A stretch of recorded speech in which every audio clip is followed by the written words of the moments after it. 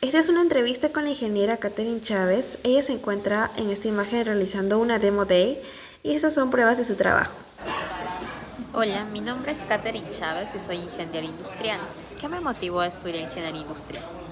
Me motivó sobre todo la flexibilidad que tiene la carrera para poder estudiar, para poder ingresar a diferentes ramas que brinda la ingeniería industrial, ya sea en el área civil, ya sea en el área de servicios, ya sea en industria. Podría acoplarme tranquilamente a cualquiera de estas y tenía asimismo bastante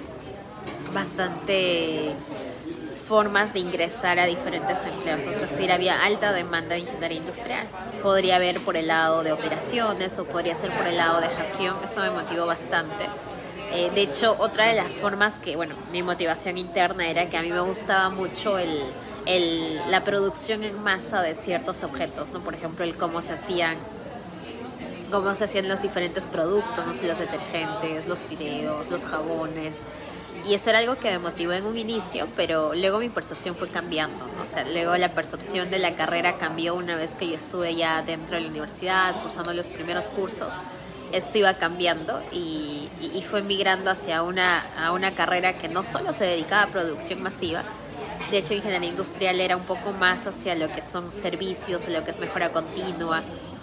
Entonces la percepción fue cambiando de una carrera un poco más administrativa, más de gestión, y esto ayudaba a evolucionar cómo iba a ser mi carrera pues en el futuro, ¿no? De hecho, hoy en día muchas empresas ya están metidas en el tema de automatización o digitalización, entonces ya nuestro aporte es diferente también. Mi mayor logro en el trabajo. Me gustaría resaltar uno de los logros que se tuvo mientras trabajaba en el aeropuerto. De hecho, el principal logro, diría yo, sería cuando tenía un aplicativo y este aplicativo tuvimos que escalar hacia otras aerolíneas, ¿no? Les cuento un poquito, nosotros teníamos que automatizar un proceso que es justamente la medición de los tiempos antes de que el avión despegue. Ustedes saben que son tiempos muy estrictos y tenían que medirse. Entonces en ese momento se medían por papel y obviamente para las aerolíneas que venían del extranjero esto era como no viable, ¿no? No podíamos medir tiempos que eran tan estrictos y sobre todo precisos, porque de no cumplirlos otra aeronave estacionaba ahí, podía ocasionarse un accidente y no podían ser manuales. Entonces nosotros digitalizamos todo este proceso y fue algo que llevamos desde el área que permitió en realidad que al hacerlo bien no solo se hiciera como una aerolínea, sino que se expandiera a diferentes aerolíneas, ya sean francesas, ya sean estadounidenses, aerolíneas pues de todo el mundo que vienen a Perú, y ellas querían tener ese sistema y funcionó muy bien. Creería yo que es el mayor logro por eso, porque esto permitió que uno yo pudiera interactuar con altas gerencias, de poder discutir el proyecto, comercializarlo, venderlo con ellos. Dos, el poder generar un impacto también en nuestra sociedad, ¿no? En la que estamos, poder ayudar a automatizar los procedimientos que hoy en día lo teníamos que llevar y lo hacían más seguro el transporte aéreo.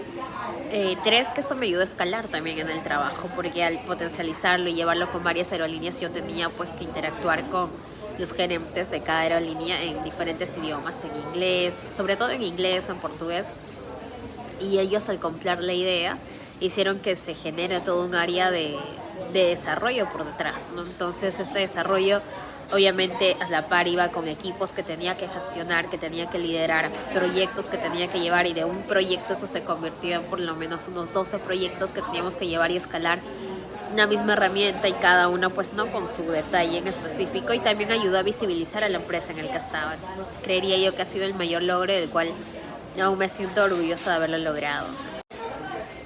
Una de las principales dificultades que experimenté como ingeniero industrial es que muchos desconocen cuál es la verdadera ocupación de un ingeniero industrial. Es decir, está claro que el civil se dedica a construcciones, está claro que la administración es gestión, pero un industrial, al tener alta flexibilidad, tienes que mostrar y valorizar el trabajo que tú estás haciendo. Entonces, esa fue una de las principales barreras con las que tuve que pasar.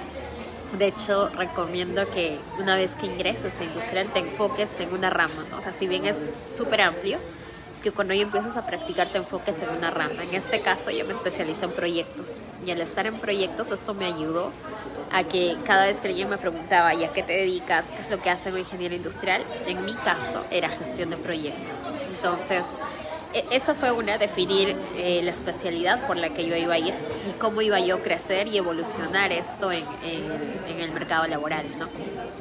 Otra dificultad fue el tema de cómo yo lograr hacerme notar frente a los demás. Por ejemplo, cuando yo empecé como practicante y luego me ascendieron a analista, era una analista joven todavía. Entonces yo trabajaba en una industria que era de logística. Entonces en logística teníamos muchos temas aduaneros que ver, sobre todo con entes del gobierno. Entonces el perfil de estas personas eran perfiles más adultos, más senior, ¿no? De unos perfiles más cuadriculados, por así llamarlo. Entonces tener que trabajar con ellos era romper un mindset que tenían ellos bien claro, que era el tema de yo sé lo que hago, yo tengo muchísima experiencia y así se hacen las cosas. Y el ir y cambiarlas y decirles vamos a digitalizar, promovemos esto, ya no vas a usar tus papeles, ya no vas a usar el Excel, tienes que hacerlo con este aplicativo, etcétera. Era un romper la cultura que ellos tenían, ¿no? Romper la forma de hacer. Y no solo eso, sino que ellos tenían, o sea, muchas de las barreras que yo experimentaba era que me decían, oye, pero, o sea, tú recién eres joven, tú recién tienes 2 años practicando, 1 año practicando, entonces, ¿por qué tú me vas a decir lo que yo debería de hacer? ¿No? Entonces, es mucho el darlos a entender, explicarles lo que estás haciendo para que esto empiece a generar mayor resultado, no ganar aliados y ellos que te impulsen hacia los demás para poder generar cambios grandes. O sea, si uno se queda con, bueno, me quedo ahí y yo no sé qué voy a hacer, hubieran sido barreras tremendas, ¿no? Sin embargo, el superarlos, el lograr ganar con ellos en grandes cambios, así como una pequeña área, y luego mostrarlos a los demás, hace que esto se desarrolle, se desenvuelva, y a futuro tú puedes desarrollar pues más grandes cosas, tienes mayor respeto por los demás, ¿no? A pesar, inclusive en logística, por ejemplo, que es un área donde hay muchísimos hombres, prácticamente éramos 3 mujeres en el área de 500 varones, entonces es difícil tener que sobresalir. La brecha de género en Perú todavía es bastante grande, no se siente en empresas de servicio como en bancos, por ejemplo, en retails, pero en empresas como mineras, en temas de gestión, ¿no? Como logística, sí se siente la brecha de género. Entonces uno tiene que pararse fuerte y avanzar, y a pesar de la cultura que hay, sobreponerse y explicar, ¿no? Y hacerles entender que es lo que están haciendo es algo que les va a servir a ellos también. ¿Qué estrategias utilicé para poder crecer profesionalmente? Creería yo el tema de, por ejemplo, generar networking ayuda muchísimo, ya que te ayuda a que también tú puedas desarrollarte como persona, no solamente en el ámbito profesional, sino también con conexiones, amistades que generas en otra persona. Muchas veces el trabajo va más allá de tan solo conocimientos, sino también te ayuda a ver cuáles son los lazos que tú generas con otra persona, no lazos en el sentido amical, en el sentido de lealtad, de confianza. Y son muchos los líderes que buscan lealtad, sobre todo en sus trabajadores, en quienes confiar para puestos altos, puestos de confianza. Entonces creería yo que eso es uno de los principales valores que a mí me ha gustado desarrollar, el tema de la transparencia en el trabajo, ¿no? Lo otro es que siempre me ha ayudado a pensar y a proponer las ideas que yo veo. O sea, yo un poco me enfoco bastante en la mejora continua. Entonces veo esta empresa en qué está mal, cómo ayudamos a que esto crezca, de cuáles son sus puntos de dolor, cómo va a mejorar. Entonces voy detectando esos puntos y se los presento a modo diagnóstico. Toda la empresa les gusta porque no solo están creciendo o haciendo su día a día, sino siempre están evolucionando el producto, evolucionando su servicio hacia una mejor atención, ¿no? Entonces esa es una de las estrategias principales que adopto con ellos. Y en segundo, ¿qué recomendaría? Pues trabajar mucho en el networking, trabajar en un pensamiento crítico, en un pensamiento de data driven, que ayuda mucho a evolucionar la empresa donde tú estés. ¿Qué consejos le daría? Bueno, le daría principalmente que se capacite bastante, que ellos puedan revisar sus capacitaciones que hay, siempre van apareciendo nuevas formas, nuevas especialidades que ver, nuevos temas que realizar. No te quedes con lo que aprendas en la universidad, siempre avanza hacia los demás. Y cómo construir tu red de contactos.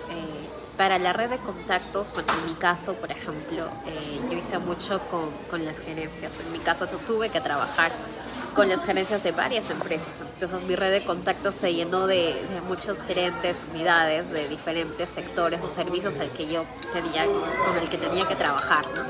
Pero eso me ayudó porque a futuro, cuando yo estuve yendo a buscar trabajo o a buscar clientes, iban viniendo y iban ayudándome pues a ingresar, ¿no? Te dan diferentes retos que tú tienes que proponerlos. Por ejemplo, ahora estoy en una consultora, entonces tengo que ir a diferentes empresas a vender el servicio de agilidad que nosotros tenemos. Entonces, el hacerlo, el ya conocer a los gerentes nos ayuda también a poder venderles más rápido, ¿no? ¿Y qué te aconsejaría a ti? O sea, siempre, y eso es algo que le tienes que tener presente, ¿no? O sea, trata por igual a todas las personas. En mi caso, no es que solo a los gerentes los tratas bien y bonito, sino que tienes que hacer el trato igual para todos. O sea, desde la persona que está apoyando en diferentes servicios en la empresa, como tus pares o tus jefes o los gerentes, todos deberían de tener el mismo trato.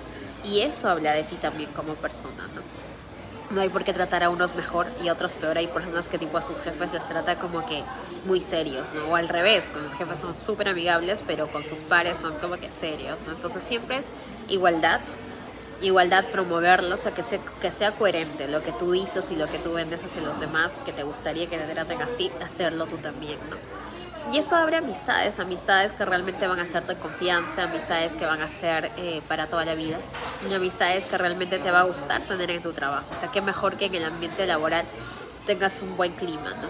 Entonces, eso es bueno, tener amistades donde vayas, o sea, ya sea en la universidad, ya sea en los cursos que lleves, ya sea en el trabajo, en las prácticas que tengas, siempre yo mencionaría es eso, ¿no? O sea, de tener amistades que duren, conéctense y no pierdan el contacto, pues incluso hasta después de la universidad.